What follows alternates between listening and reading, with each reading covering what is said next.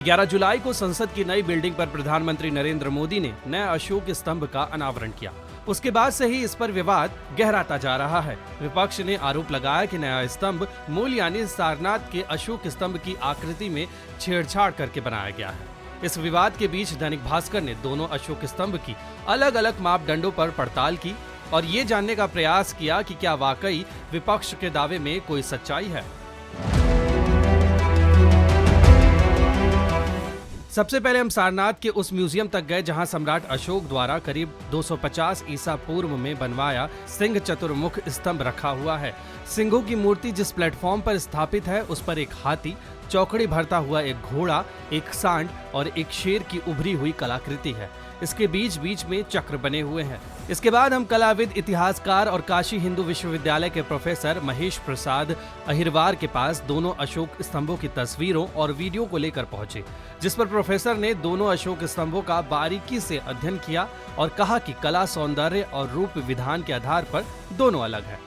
कला का इतना उत्कृष्ट रूप जितना यहाँ पर मौर्य स्तंभ में देखने को मिलता है, सम्राट अशोक के स्तंभ में देखने को मिलता है, वैसा अद्भुत और अद्वितीय रूप दूसरा विश्व में कहीं देखने को नहीं मिलता। तो कला और रूप विधान के मामले में ये आकृति एकदम अनूठी है, जिससे हम उसकी तुलना नहीं कर सकते जो संसद के गलियारे में लगाए जाने के लिए जिसका अनावरण किया गया है रूप सौंदर्य की दृष्टि से। इसके दोनों के जबड़ों की बनावट आप देखेंगे तो साफ समझ में आएगा कि किसी अनाड़ी कलाकार ने, कलाकार तो ये है ही नहीं, किसी अनाड़ी आदमी ने इसको जो है इस मूर्ति को बनाया हुआ है। वहीं मेटल कास्टिंग के एक्सपर्ट और Mumbai JJ school of art से जुड़े भूषण वैद का कहना है कि संसद भवन पर बना अशोक स्तंभ सारनाथ की प्रतिमा का सिर्फ 20% ही कॉपी है। ये मैं बोल सकता हूँ, बस उन्होंने जहाँ पे घोड़ा है वहाँ पे घोड़ा लगा दिया, जहाँ पे शेर है वहाँ पे शेर लगा दिया, जहाँ पे अशोक चक्र है नीचे वहाँ पे वो लगा दिया। बस ये प्लेसमेंट उन्होंने परफेक्ट किया है, लेकिन जो स्कल्पचरल क्वालिटी होनी चाहिए वो स्कल्पचरल क्वालिटी उसमें 20% 30% भी नहीं। जो एक्चुअल है आपको बस उसको कॉपी करना है, वो भी आप नहीं कर पा रहे हो। तो एज अ स्कल्पटर आपने किया क्या है और जो टीम है वो टीम क्या कर रही थी कि उसको अप्रूव कैसे किया, ये सबसे बड़ी एज अ स्कल्पटर मुझे दिखने वाली बातें हैं। वहीं जब बदलाव के इन आरोपों पर संसद भवन पर बनाने वाले अशोक स्तंभ के कलाकारों से बात की तो उनका कहना है कि ये प्रतिमा मूल प्रतिमा की रेप्लिका ही है।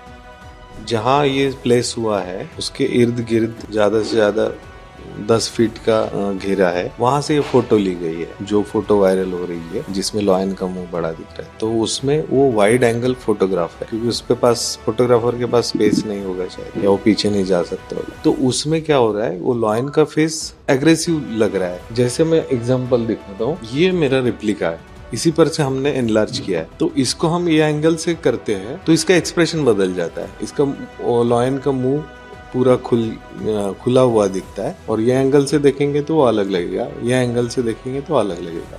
कलाकारों के इस दावे पर एसोसिएटेड प्रेस के senior photo journalist Rajesh Kumar Singh का कहना है कि तस्वीर नीचे से खींचने पर मूल आकृति में बदलाव दिखना स्वाभाविक है। संसद पर लगे नए स्तंभ के जिस चित्र पर चर्चा छिड़ी हुई है वो अत्यंत नीचे खड़े होकर खींचा गया है। इस चित्र का वास्तविक स्वरूप तभी नजर आएगा जब इसे स्तंभ में बने सिंह की ऊंचाई के मध्य भाग पर खड़े होकर खींचा जाए। पड़ताल को आगे बढ़ाते हुए हम बनारस हिंदू यूनिवर्सिटी के विजुअल आर्ट डिपार्टमेंट के प्रोफेसर डॉक्टर शांति स्वरूप सिन्हा के पास पहुंचे, जिनका कहना है कि 300 ईसा पूर्व की कलाकृति 2022 में बनेगी तो अंतर स्वाभाविक है। कोई भी कृति जब उसकी प्रतिकृति बनती है तो उसमें थोड़ा बहुत अंतर्भेद होता ही होता है, इससे इनकार नहीं किया जा सकता। दूसरी महत्वपूर्ण बात है कि यहाँ पर भावना महत्वपूर्ण है। हमें इसे साधारण रूप में समझना चाहिए कि ये भारत का गौरव, भारत की संस्कृति, भारत की जो दृष्टि है विश्व के लिए, उसका प्रतीक है। निश्चित रूप से अंतर्भेद है, अंतर्भेद दिखेगा। इस पूरे मामले पर जब हमने प्रख्यात मूर्तिकार नीरज गुप्ता से बात की तो उन्होंने बताया कि जब भगवान एक जैसे इंसान नहीं बना सकते तो ये तो कलाकार हैं। क्योंकि सच करीब से दिखता है